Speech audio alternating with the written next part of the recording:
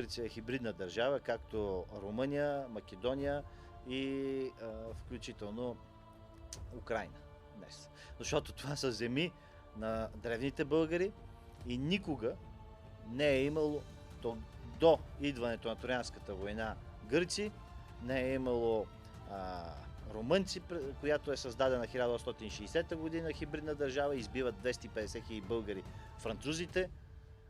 След като ги избиват императора, той е Наполеон, мисля, че третия тогава, 60-та година, точно той е трети, и премахва над 50 хиляди български думи, изгарят се абсолютно всички богомилски книги, които са могли да бъдат изгорени, изгарят се, това е Влашко и Молдова, днешното Румъния.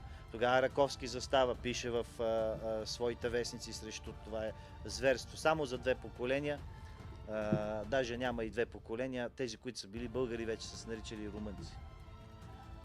Затова всички наши българи са били в Румъния и в Влашко. Не защото са били, Влашко е било свободно от Османската империя. Не, защото там са древните български земи.